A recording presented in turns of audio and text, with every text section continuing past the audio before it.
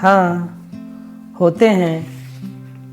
तो लोग इतने दुखी, उदास और रोते क्यों रहते हैं? क्योंकि लोग भगवान के पास सही ढंग से नहीं जाते हैं, उनकी सही ढंग से पूजा पाठ नहीं करते हैं, इसलिए वे दुखी रहते हैं। तो भगवान की पूजा कैसे करो, भगवान के पास कैसे जाएं? चलो मैं तुम्हें एक कहानी सुनाता हूँ, फिर उससे तुम्हें समझ में आ जाएगा कि भगवान के पास हमें कैसे जाना है, उसकी पूजा कैसे करनी है। दोस्तों, ये तो एक बच्चे की सहज बुद्धि का सवाल था कि क्या भगवान होते हैं? अगर हैं तो फिर इतने दुख, इतने कष्ट क्यों हैं? लोग शिकायतें क्यों करते रहते हैं? लेकिन क्या यह सहज बुद्धि बड़ों के पास नहीं है? वे इतनी सहज बुद्धि, इतनी कॉमन सेंस नहीं लगा सकते कि वे दुखी क्यों हैं? क्या वे सच में ईश्वर को पूजते हैं? क्या वे सचमुच में ईश्वर के प्रेम में हैं? क्या वे सच में भगवान को जानते हैं? या केवल किसी ने कह दिया कि इस विधि से पूजा पाठ करो, इस विधि से अनुष्ठान कर लो, यह कैंडल जला लो और भगवान की पूजा हो गई? क्या ऐसे में भगवान प्रसन्न होते हैं या हमें कुछ और करना होगा? अगर आपके जीवन में प्रेम है तो फिर आपके जीवन में कभी कोई कष्ट नहीं हो सकता। फिर वह प्रेम अपने घर के किसी सदस्य से हो, प्रेमी प्रेमिका का प्रेम हो, या फिर ईश्वर के साथ प्रेम जो भक्ति कहलाता है। अगर वह भक्ति आपके जीवन में है, वह प्रेम आपके जीवन में है, तब आप दुखी कैसे हो सकते हैं? क्योंकि प्रेम आपको एक सर्वोच्च इंसान बनाता है, आपको एक प्रसन्न इंसान बनाता है। मैं अब आपको एक कहानी सुनाने जा रहा हूँ। एक नाई के पास एक व्यक्ति अपने बाल कटवाने गया हुआ था। नाई बहुत बात करने वाला इंसान था, तो जब वह बाल काट रहा था उस व्यक्ति के, तो बातों ही बातों में उस व्यक्ति ने नाई से पूछा कि क्या भगवान होते हैं? तब नाई ने कहा कि मुझे भगवान पर विश्वास नहीं है, मैं भगवान को नहीं मानता। तब उस व्यक्ति ने पूछा कि तुम ऐसा क्यों कह रहे हो?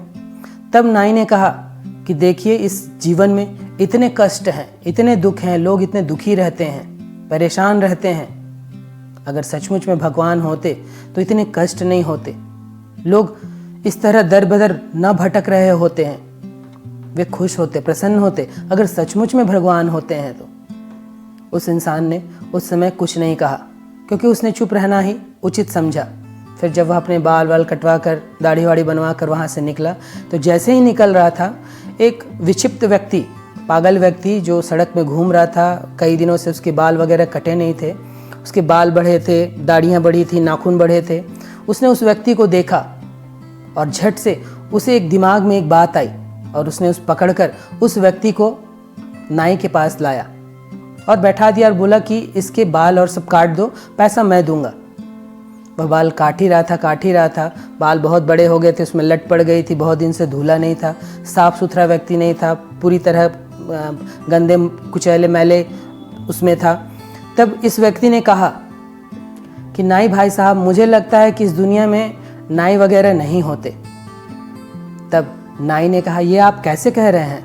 मैं तो नाई हूँ और ऐसे कितने नाई हैं। तब उस व्यक्ति ने कहा कि अगर सचमुच में नाई होते तो यह व्यक्ति इतना गंदा, इतने केस बढ़े हुए, इतनी दाढ़ी बढ़ी हुई, इतनी नाखून बढ़ी हुई ना होता।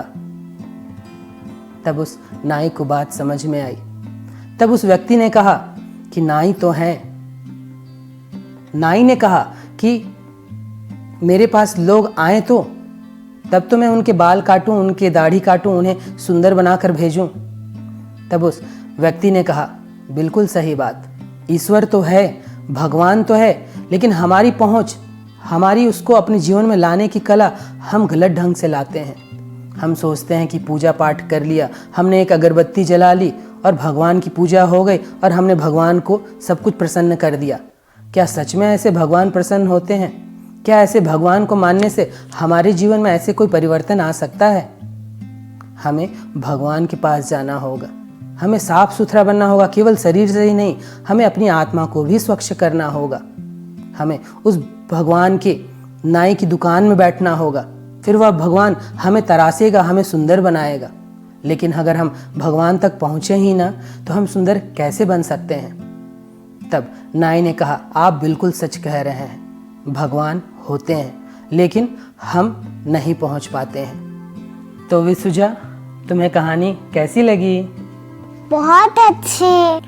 और तुमने कहानी से क्या सीखा? हमें भगवान के पास सही ढंग से जाना है और हमें भगवान के बताए हुए रास्ते पे ही चलना है। Very good. तो दोस्तों, ये कहानी तो एक बच्चे को समझाने के लिए थी, लेकिन सच में हमारी पहुंच भगवान तक नहीं जाती है। हम कर्म कांड को करके सोचते हैं कि हमने भगवान को प्रसन्न कर लिया। कई ऐसे लोग होते हैं जो 2-2 घंटे 3-3 घंटे पूजा पाठ करते हैं, दिन भर राम राम राधे राधे रटते रहते हैं या धार्मिक बातें करते रहते हैं, लेकिन उनके मुंह से क्रोध आता है, या जब अपने कंट्रोल में नहीं होते हैं तो गंदी गंदी गालियाँ निकलती हैं, बुरे बुरे वे काम करते हैं। तो ऐसे पूजा पाठ से कोई मतलब नहीं। क्या ऐसे व्यक्तियों से भगवान प्रसन्न होगा? क्या ऐसे व्यक्तियों से जो 2 घंटे पूजा करें लेकिन उनका जीवन बुराइयों से भरा हो, ऐसे व्यक्ति को क्या भगवान प्रेम करेगा? बिल्कुल भी नहीं। तो हमें भगवान तक जो पहुंच है वह हमें सही पहुंच के साथ जाना होगा। हमें अपने जीवन में प्रेम, अच्छे गुणों को, साहस, संयम, धैर्य, इन सब गुणों को अपने जीवन में लाना होगा, तभी भगवान हमसे प्रसन्न होगा। भगवान हमसे नहीं कहता कि मेरी पूजा पाठ करो या मेरे लिए कैंडल जलाओ। वह कहता है कि मेरे बताए हुए रास्तों पर चलो, मेरे जैसे बनो, मेरे गुणों को अख्तियार करो, तब मैं तुमसे प्रेम करूँगा। और कृपा पात्र बनने से आती है। ईश्वर की कृपा, जब आप भगवान के योग्य बनते हैं तब वह आपसे प्रेम करता है। और मैंने वीडियो के प्रारंभ में कहा था, प्रेम वह शक्ति है जो आपके जीवन को उत्कृष्ट बनती है, आपको निखारती है। तो उस प्रेम को आपके जीवन में लाना होगा। वह किसी व्यक्ति विशेष से हो, वह ईश्वर से हो। जब यही प्रेम ईश्वर से हो जाता है तो वह भक्ति कहलाता है। और ऐसी कितनी कहानियाँ, किस्से हमने सुने हुए हैं। फिर भगवान ऐसा नहीं है कि जो उसे नहीं मानेगा उसके लिए कुछ दुख देगा, कष्ट देगा, क्योंकि भगवान नियत देखता है। अगर आप बुरा करते हैं, कई लोग आपको डराते हुए मिलते हैं कि बुरे कार्य मत करो, परमात्मा देख रहा है। कोई परमात्मा नहीं देख रहा है, देख आप रहे हैं। आपके शरीर में बैठा हुआ परमात्मा उस चीज़ को देख रहा है। आपके शरीर में अरबों खरबों कोशिकाएं हैं, वह देख रही हैं कि आप क्या सही और क्या गलत कर रहे हैं। जब आप गलत करते हैं तब आपकी आत्मा आपको कचोटती है। कोई परमेश्वर नहीं कचोटता, उसको कोई फर्क नहीं पड़ता, लेकिन आपको फर्क पड़ता है। हाँ, अब आप अपनी बुद्धि लगाकर, अपने तर्कों का जाल बिछाकर अपने गलत कार्यों को भी सही साबित करते फिर सकते हैं। लेकिन ईश्वर सबके लिए बराबर है। प्रकृति से बड़ा ईश्वर कौन है? प्रकृति जब सूर्य उगती है तो ऐसा नहीं है कि जो भगवान को मानता है उसी के लिए उगता है, या जो भगवान को नहीं मानता उसके लिए वह नहीं उगता। वह सब के लिए बराबर उगता है। गुरुत्वाकर्षण का नियम, ऐसा नहीं कि नास्तिक के लिए गुरुत्वाकर्षण का नियम काम करता है, आस्तिक के लिए नहीं करता है। प्रकृति के नियम सब के लिए हैं। और सच्ची भगवान, सच्ची पूजा प्रकृति ही तो है। और वह हर वो कार्य जो आपको सही ऊर्जा दे, उचित ऊर्जा दे, वह ईश्वर है। जो बुरी ऊर्जा है, जो आपके भीतर बुराइयां लाए, वह शैतान है। फिर कई ऐसे लोग हैं जो पूजा पाठ नहीं करते, लेकिन वह अपने जीवन में अच्छे अच्छे कार्य करते हैं, अच्छी सोच रखते हैं। भगवान ऐसे लोग से प्रसन्न होता है, ऐसे लोग से नहीं जो 2-2 घंटे पूजा करें और साथ में बुराई के काम करते रहें। बिल्कुल भी नहीं। मुझे गौतम बुद्ध की एक कहानी याद आती है। गौतम बुद्ध प्रवचन दे रहे थे, कई लोग वहाँ, उनके शिष्य और कई गांव के लोग इकट्ठा थे। तो एक व्यक्ति पेड़ के पीछे बैठा था। वह पूरा जीवन, वह 70-72 साल का हो गया था, पूरा जीवन उसने राम राम राम राम कहते हुए गुजारा। लेकिन अब 70-72 साल का हो गया था। अब उसे शक पैदा होने लगा कि मैंने ये जो राम राम राम पूरे जीवन रटा, क्या ये मेरे कुछ काम आया भी या नहीं आया? क्या इससे मैं अपने आप को बदल पाया, रूपांतरण मेरा हो पाया? फिर उसने गौतम बुद्ध से, सब शिष्यों के बीच, गांव वालों के बीच प्रश्न पूछा कि भगवान, क्या भगवान होते हैं? तब बुद्ध ने उनको जवाब दिया, बिल्कुल भी नहीं। अब वहाँ बैठे शिष्य, वहाँ बैठे गांवों के बीच में एक खुशी की लहर व्याप्त हो गई, क्योंकि सब लोग बुरे काम करते थे, रोष करते थे, क्रोध करते थे, पीठ पीछे बुराइयां करते थे। वे सारे खुश हो गए कि कहीं कोई भगवान नहीं है, कोई हमें नहीं देख रहा है। उस दिन दोपहर में उत्सव मनाया गया। शाम को फिर बुद्ध का प्रवचन था। बुद्ध प्रवचन दे रहे थे और एक व्यक्ति फिर एक पेड़ के पास में था। अब यह व्यक्ति ऐसा था जो जीवन भर भगवान नहीं है यह कहता आया था। उस समय ऐसे लोगों को चारवाक कहा जाता था। चारवाक ऐसे लोग होते थे जो गांव-गांव घूमकर लोगों को बताते थे कि भगवान ऐसी कोई चीज़ होती नहीं है। लेकिन अब उसकी भी उम्र हो चुकी थी, वह भी 70-72 साल का था। अब उसे भी यह संशय आ चुका था, शक आ चुका था कि मैंने अपने जीवन को सही ढंग से गुजारा।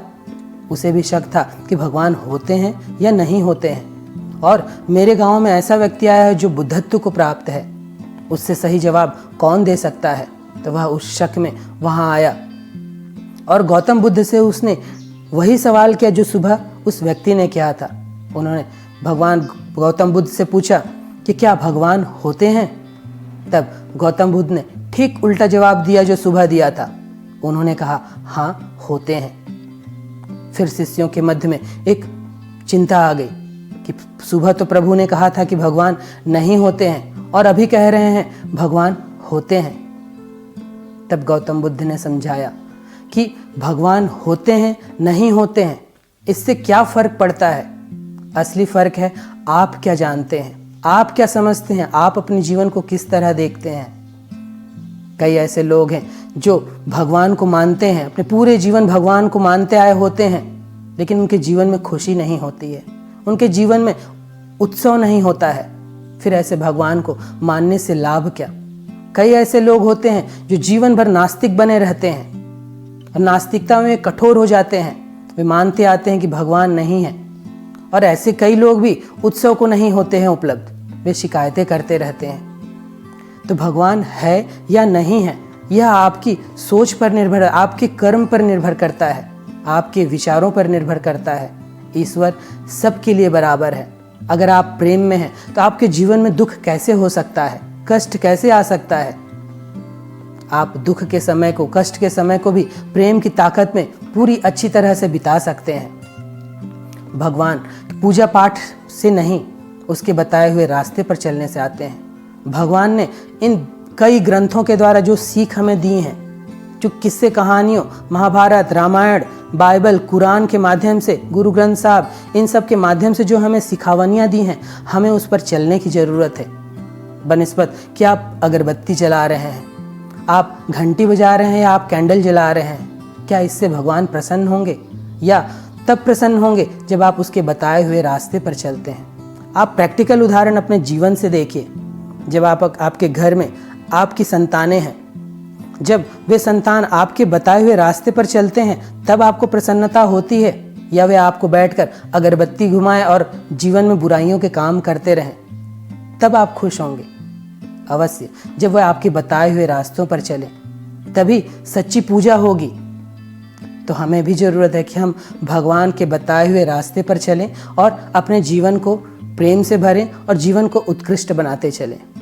आज इतना ही। धन्यवाद।